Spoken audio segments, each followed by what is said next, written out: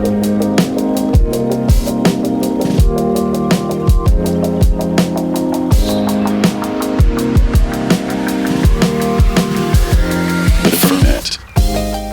up, everybody? Adam here. This is the Ferment, and my friend Olu is here.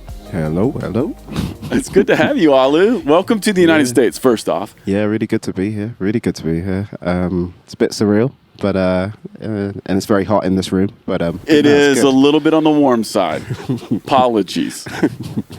Okay, so right away, everyone is already picking up on the fact that you're not American. No, I'm not American. I'm one of those weird people from across the pond that say water.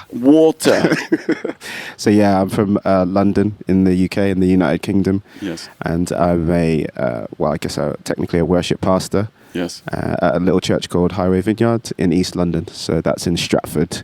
Okay, is Stratford like the neighborhood? Yeah, so Stratford's like the area. So, I mean, most people associate Stratford with the 2012 Olympics. Yes. Because that was where the Olympics actually were. So we've still got an Olympic stadium that now West Ham United play in. So that's right. That's East London Football Club that quite a few people support. I felt like when you said West Ham United, like your eyes were. Okay, so let's just go there right now. Who do you support? I'm actually a Liverpool fan. So okay, same. Exactly. Yeah, exactly. Yes. Yeah. So I know. Okay, so let's just go into Liverpool here for a moment. Yeah. What are they going to do?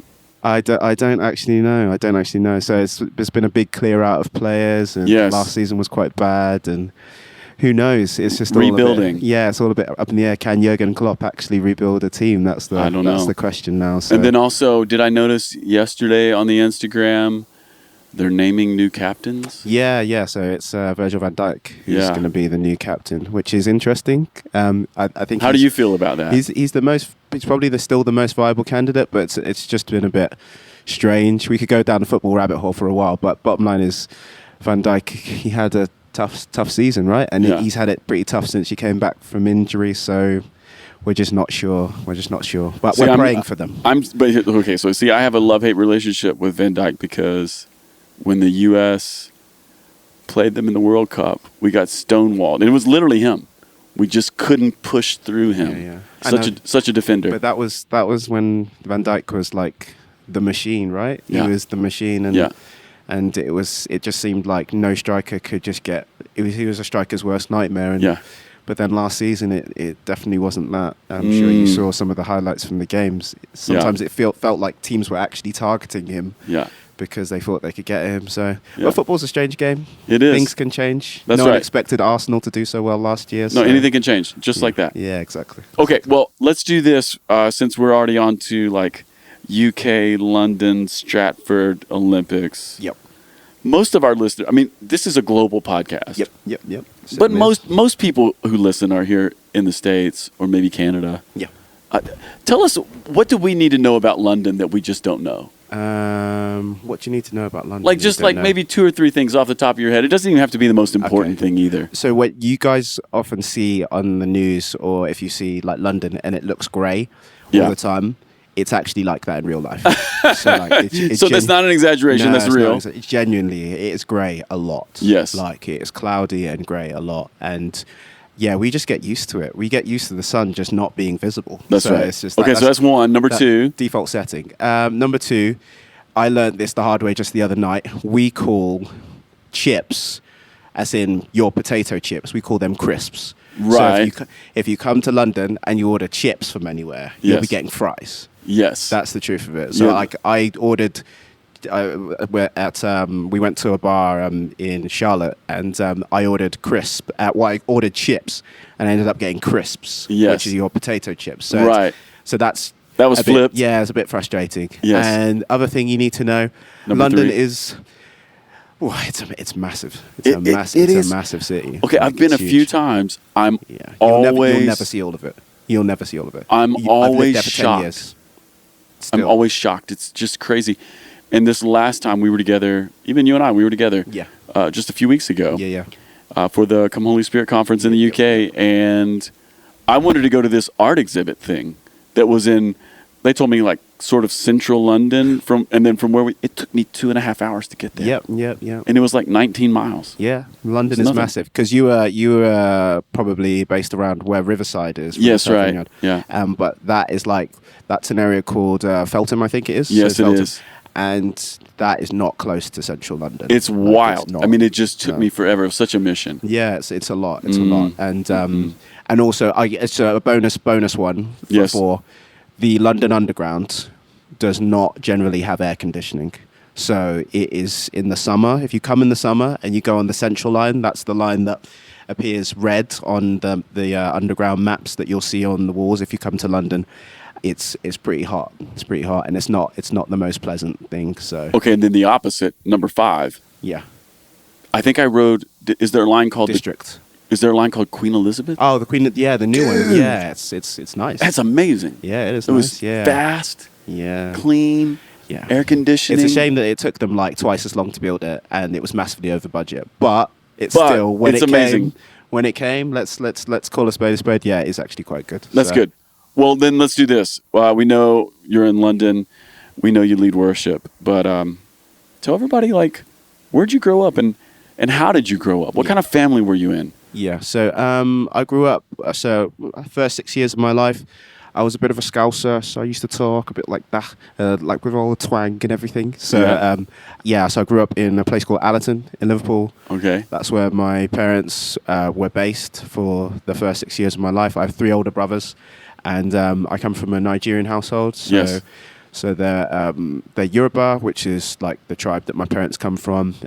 So did your parents move from Nigeria to Liverpool? Not to Liverpool. They actually moved to Wales first. Okay. And then all 3 of my brothers were born in Wales. Then they moved to Liverpool. I was born, and then we moved down south to a place called Oxford. Yes. Which is near London. It's in the southeast. It's very well known for its university. Correct. So I grew up in Liverpool, moved down to Oxford, went to school there, went to high school there, did my GCSEs and A-levels, like the equivalent of your kind of like high school diplomas and stuff like that. Yes. Completed school and then went to university up in Manchester. So that's where... So you spent a lot of time up north. Yeah. So a sizable portion of my life has actually been spent up north. Do you have a Manchester jacket?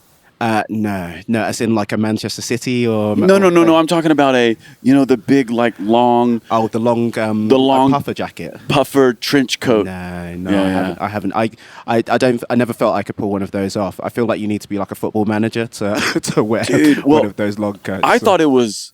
I didn't know that it was a thing, right? Yeah. So from my side, growing up here in the States and also someone who loved Oasis. Yeah. You'd see like Manchester. Yeah, right. And you'd see like Liam and Noel wearing these big jackets. Yeah. And I thought, oh, that's just rock and roll, air quotes, right? And then when I went to Manchester, and it's everywhere. People just have their Manchester jackets on. Yeah. So no, I don't have a Manchester jacket. But Manchester's a really good place.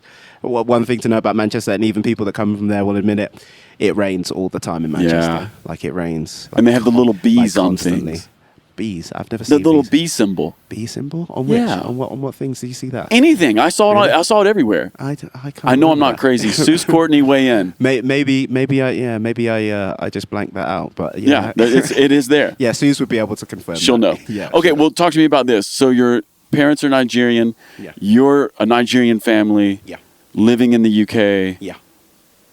Were you Christians growing up? I mean, yeah, we were brought up in a Christian household. Like Anglicans? Church of England? Not really Church of England. So we went to an Elim Pentecostal church. So Elim is like a kind of a movement. I think they're based primarily in the UK, but it's kind of similar to the Vineyard, kind of like a bit charismatic, believe in the Holy Spirit speaking. So we went to an Elim church in Liverpool, and then we went to another Elim church in Oxford.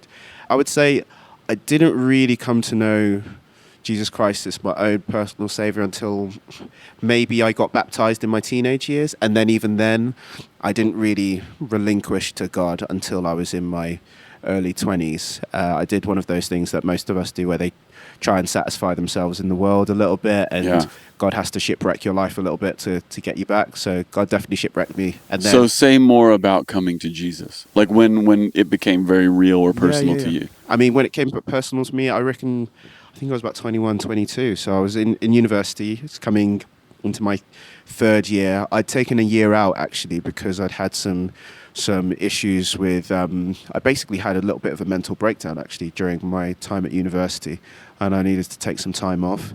And was it just the stress of study? It was a combination of things. Yeah, it wasn't just the study. It was just like it was once again this kind of like shipwreck thing. So I'd kind of tried to satisfy myself in the world, and the more I tried to do that, the more hardship seemed to accumulate, the more things that I couldn't manage. Just wasn't working. Yeah, and it really wasn't working. So I took some time off, and then I can remember coming back into university to repeat my third year, which would have been my second to last year of my degree. So I did a 4-year degree, which is a master's of pharmacy, actually, in Manchester.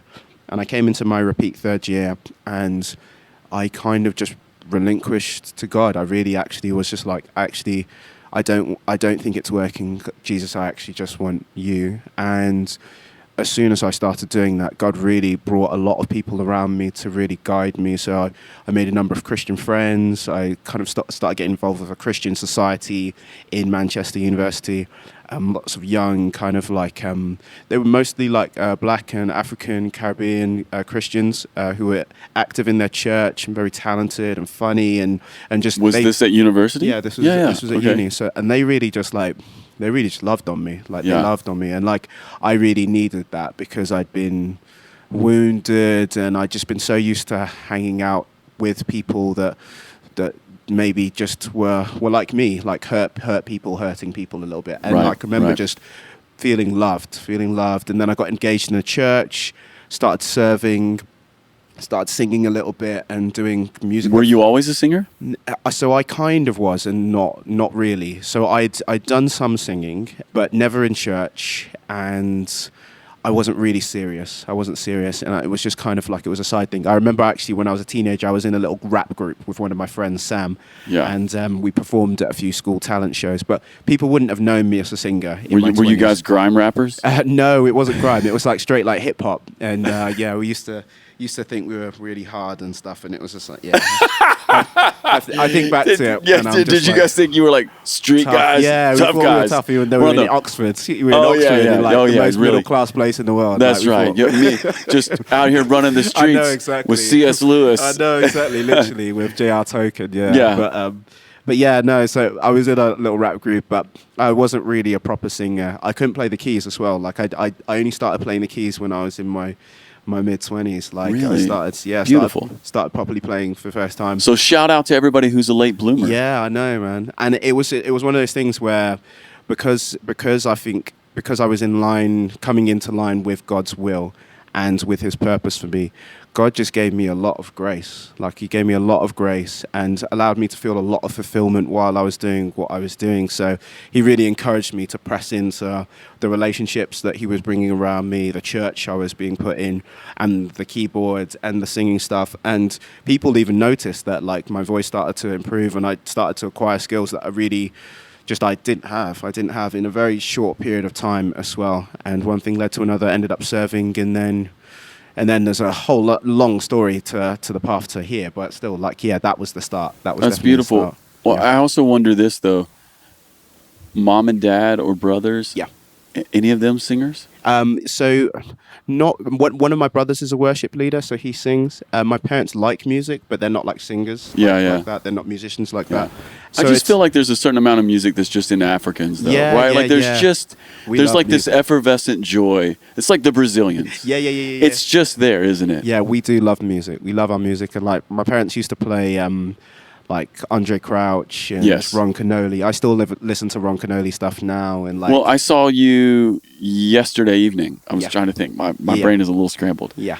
And you were playing keys with the band last night. Yeah. And you were definitely throwing gospel turns in. Yeah. And I was like, wait a minute. I've not seen Olu do this.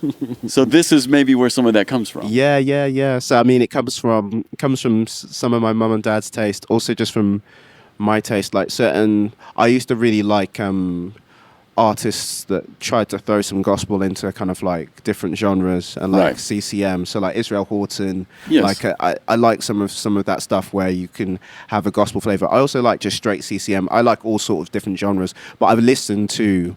And I can remember when I was first learning how to play the keyboard, I used to listen to a lot of music that kind of tried to mix some of that stuff in there because that's really interesting and it brings together a lot of ideas and it's very dynamic. So the way I play is kind of a reflection of that. So. But honestly, when I'm thinking about you, what I saw last night, then what I know about you, and then also even the story we've been talking about even today. Yeah. What a London story, though, right? Yeah. Because you can't go to London without seeing the whole world. Yeah. It's all there. It's everything. And it's all mixed up as well. Right. Like it is like New York City on steroids. Yeah. There isn't really that much. You'll just find not really that much separation, especially in churches. If you come to our church, you'll see everything. You'll see Hondurans, Iranians, you'll see Nigerians, you'll see Ghanaians, you'll see Jamaicans, you'll see white, black, or you see people from Korea, from Singapore, and they're all mixing up. There's friendships, multi-generational, multicultural. It's amazing. It's chaotic, but amazing. So. Well, and it even draws those chops out of you. It's a way to serve the church that you're in, right? Absolutely. Okay, so you're a worship leader. Yep. You're in the Vineyard. Yep. Tell me quickly how you came to the Vineyard. So I go to a church called Highway Vineyard, and my wife, Leshia, she joined that church maybe a few years before me. And at the time we were dating, I think she'd been in that church for about 3 years, and that church had been adopted into the Vineyard movement. I think this must have been back in like maybe 2015. Apologies to my pastor Simon if I'm getting that wrong. Yeah. But yeah, I think they got adopted into the movement in about 2015. And then I must have joined the church basically following my wife there because we were dating at the time, and I felt called there, to be honest. I felt called there, and things in the church that I was at the time, I kind of felt God was calling me out to kind of like a new season and new things. It wasn't that it was a bad church or anything like that. It was just I felt like ill at ease. I didn't feel completely like I belonged anymore. I felt like my season was done there. So I joined my wife's church, and at first I wasn't really looking to serve simply because I'd been frustrated with Christian music in general. Like I was quite frustrated. I was quite annoyed at the time. I can remember joining my church, and I'd been through a season of just some mixed experiences working with secular artists and with some Christian artists a little bit. So it was a mixed bag, and I was coming in with some kind of like rejection issues and stuff like that. And I can remember coming to the church and talking to the assistant pastor at the time, a guy called Ross, and basically pouring my heart out a little bit and just grumbling about this and that and just saying, woe is me, it's so bad, yada yada yada. And then he listened to everything I said, and he was just like, why don't you just play for us next week? That was it. That was his answer. His answer was like, do you want to play next week? Yeah. And I was like, and the church knew me because I'd sang at the church even before I was a member. So they knew you were with your wife. Yeah, exactly. There's that connection. There was a relationship there. So it wasn't just like I was going in there. You're not a random guy off the street. Yeah, exactly. It wasn't that. But he asked me if I wanted to play for worship next week, and then the rest is history. And now I oversee the team in my church. Been doing that since lockdown, and God has opened a lot of doors through my me overseeing the church, the worship team in a little vineyard church in East London. So, I love that. Yeah. Okay, well, here's the other thing I know about you, and this is kind of maybe what I wanted to jump into today. Yeah. You and I have talked before. Yeah. Like, you're a worship leader. You're in the Vineyard. Yeah. You're a songwriter. We've hung out in Nashville.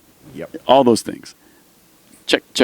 Yep. But I also know that you have this professional life that's not in the church. Yeah.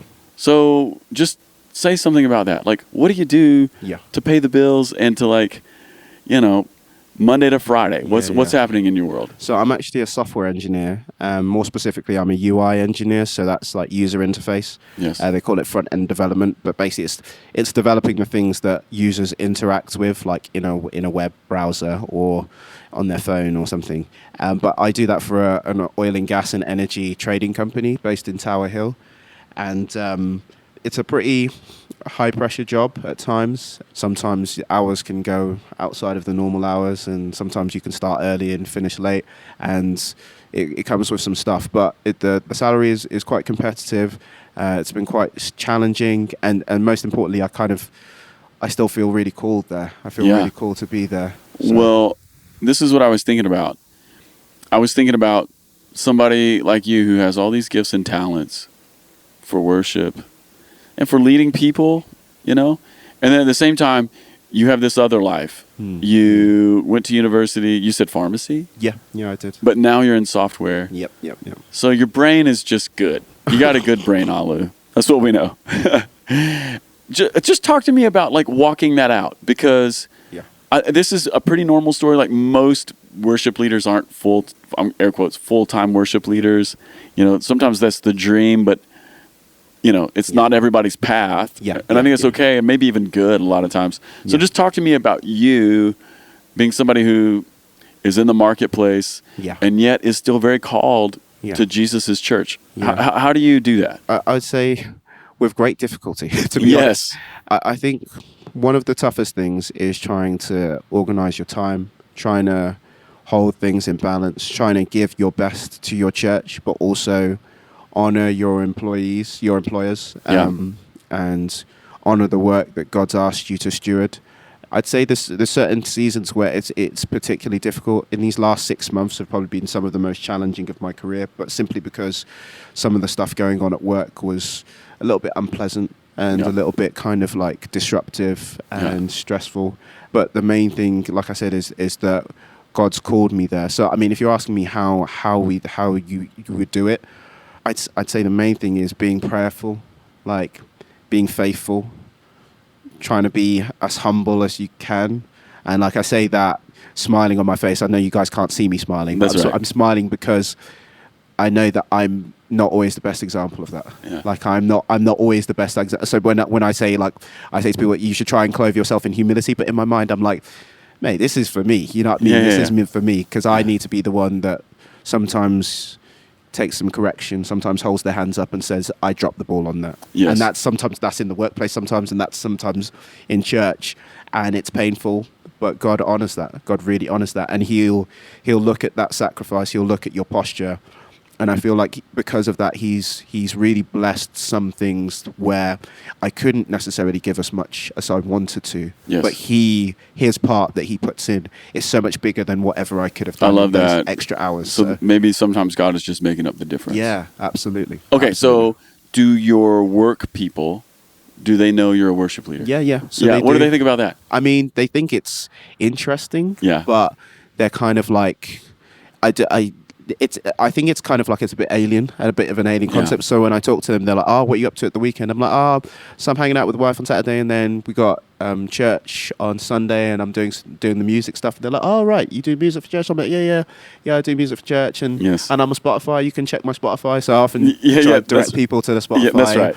So they can see I'm on a couple of Vineyard Worship songs. And they can have a little context. Yeah, exactly. So I'm like, this is actually I actually do some music outside of work. So. All right, so I don't know if it's the same in the UK, but in the worship world here, like Christmas and Easter come with pressure. Yeah. Like even if it's not like stated expectations, at Christmas there's just busier schedules, and there's probably a carol service.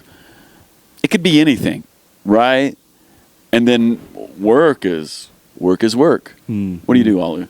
As in, I mean, so during Christmas and Easter, what I tend to do actually is I tend to delegate as much stuff as possible. So you have good people around you. To people who really want to do that stuff. Because I'll be honest, I really don't like Christmas carols. Like, I just don't like them.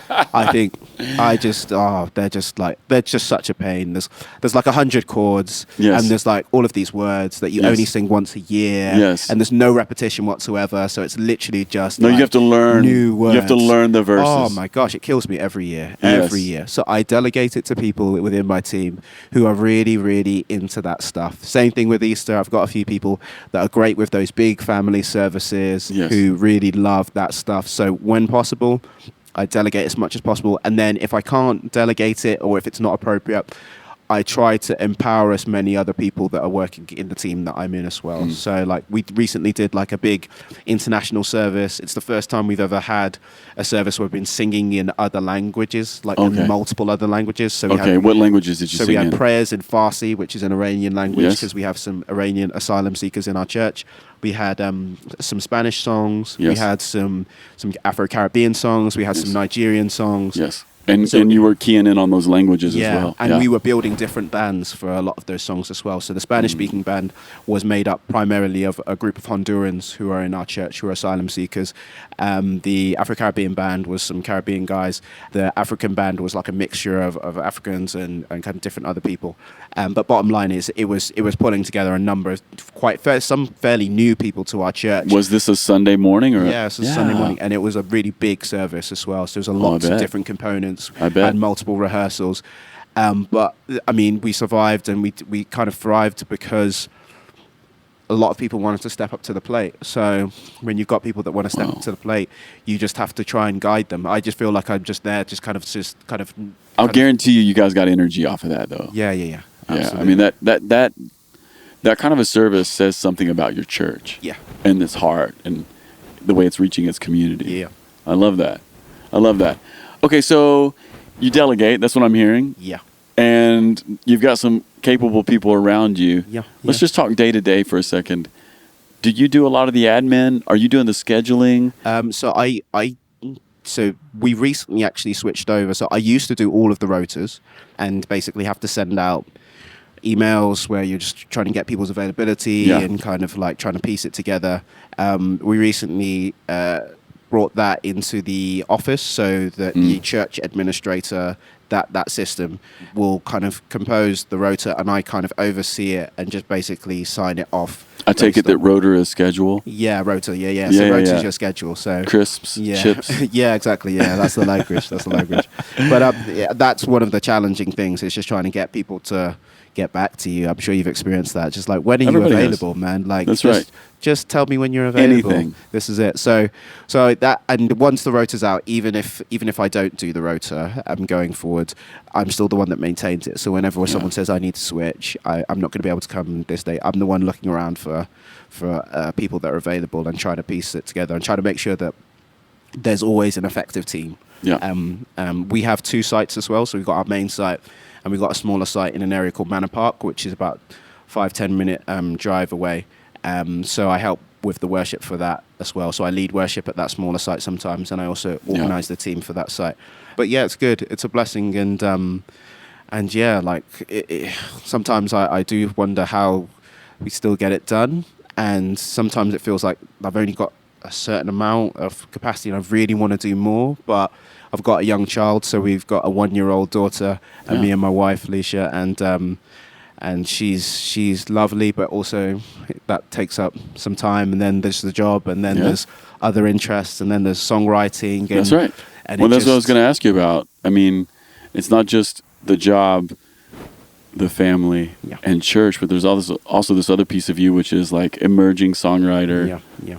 No longer rapping on the streets. No longer in the rough streets of Oxford. That's right. It's the funniest thing I've heard today. Talk to me about your songwriting journey just for a minute. Yeah. So, I mean, I had written a few songs before I came to the Vineyard in a season where in Manchester, where I only recently started playing or being engaged in any sort of worship team. So it was my first season really in a worship team. And God kind of blessed me in many ways with a few things to say and some songs that I could at least sing over myself. And one of them I did sing in church, and people quite liked it. And then, to be honest, I went through a long transition of kind of not really writing after that, partially because of other circumstances. So I had an issue with my health back in like 2010 to like 2013 to do with my stomach, which basically took me out of work and had me kind of like living with my parents. And you were struggling. It was rough, yeah. Tons of debt. And I remember being so anxious at times I couldn't really leave my house, and it was all rough. It was all rough at the time. And during that season, God kind of, I guess God was doing work in me that didn't require me writing songs. That's right. That was just the reality of it. Yeah, that's right. And that was frustrating because it would have felt nice to write a song, but there was so much other stuff going on, so I didn't really mind. And then coming out of that, I kind of went into the whole worship leading thing and was doing that in a church in Crawley. Then I moved to London, was doing that in a southeast London church. Then me and my wife started dating. Then I ended up joining her church, which is a Vineyard church. Yeah. And then I think the next song I wrote was a song during the lockdown, like in the next full song I wrote, called Higher Ways, which is... So it's like re-emerging. Yeah, exactly. So this was me and my wife actually writing together. So yeah. And we wrote this song. It was funny because it was about the time that I did the vocals for a Vineyard song called Prayer of Consecration. Yes. And Higher Ways basically just kind of spoke to our church about what we were experiencing, the pain we were in, about how God kind of had a plan in that. And it was a co-write. It was me and my wife's first proper co-write, you know what I mean? And we put it out there on Spotify, and it connected with quite a few people, and we were just blessed that we could speak something out there. Well, you know what's funny about that is I can't help but notice there's like some symmetry here. Yeah. So like you were talking about your life earlier. Yeah. Early university, wheels are kind of like falling off of your life, and you come back to God. And there's like a season of blessing. And then 2010 to 13, you have some health wheels that fall apart. But then God does some things. You were talking about deeper things in you. Absolutely. Yeah. And then we're in lockdown. Everybody's life falls apart.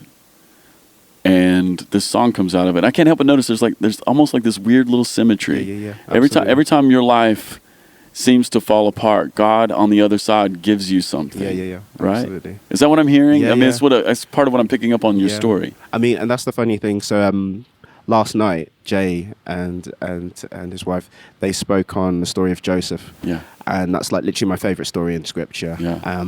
Outside of the Gospels, and it's a great story of, like, number one, how you're supposed to behave when trials come. Right. But it's also a story of an example of how God normally works, is that he'll normally give you light that you have to remember within the darkness. He'll normally give you hope that's on the other side of some painful things. And generally, when he's going to take you to a new place or a new level, it'll come after some painful, stretching, uncomfortable stuff that you have to just endure, that you have to outlast a little bit. And I've experienced that a few times. Yeah. And it's still challenging. That's right. You love the Lord. But isn't that the way it just always is anyhow? Yeah. Isn't that just what it is? Like, I mean, I know you train. Yeah. Because you're not talking about it. You train. Yeah. Like, when you train, it hurts. It's horrible. But the results are... Yeah. The results are great. But they're real. But when you're there and you're on that last set and you're sweating and you feel rubbish and you feel like you're not doing quite as well as you did the other day when you were doing it, and you feel weak, and it feels horrible. It feels horrible. But out of that kind of like darkness, like great things can come. So so God has definitely used some less than comfortable situations to really plant some seed and grow some things that definitely the comfortable stuff couldn't have done.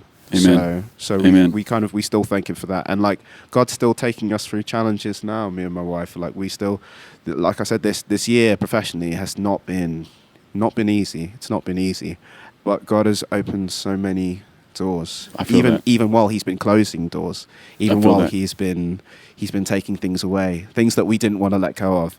He's been opening doors that are like, okay, this is not something we could have done.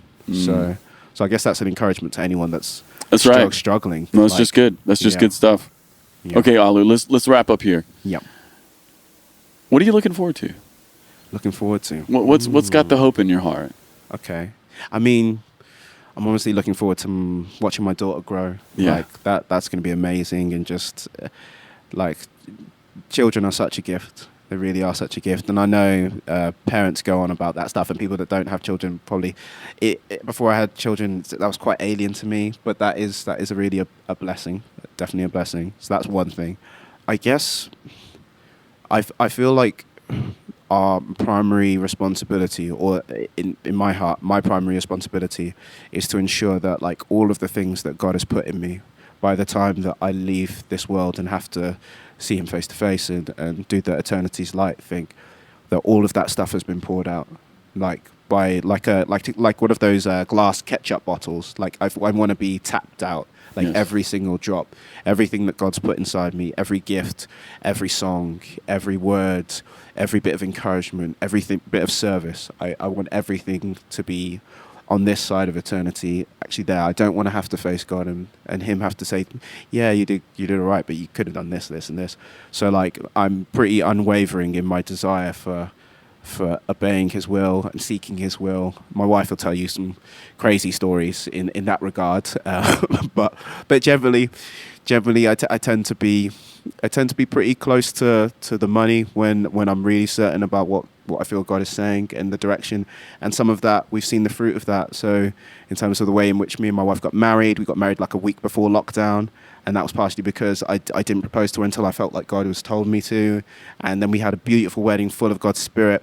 And then we managed to buy a house during lockdown at a time when it was almost impossible to buy a house. Right. And, I got into this new career, and God's really blessed us through that and put us in a position where my wife currently doesn't have to work, so she can just focus on raising our child. So there's a number of things that I couldn't have done that came literally just because of trying to seek God's will, trying to be sacrificial, trying to put my will underneath his. So yeah, so my main hope is that like I do everything that God wants, and that hopefully that in doing that he can use me to impact the world in a way that I definitely couldn't do on my own. That's for sure. So, I believe he will, Olu. Yeah. I believe that. Amen. Dude, hey, thanks for coming and hanging with us. Well, this was a real pleasure. But if I understand the schedule, you have things to do now. Yep. So we're going to wrap it. Yep. All right, everybody. Thanks for listening. Peace.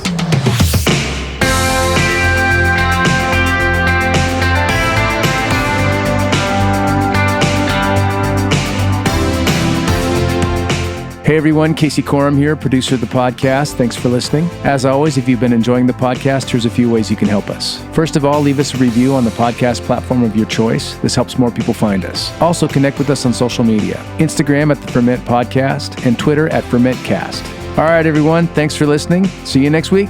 Peace.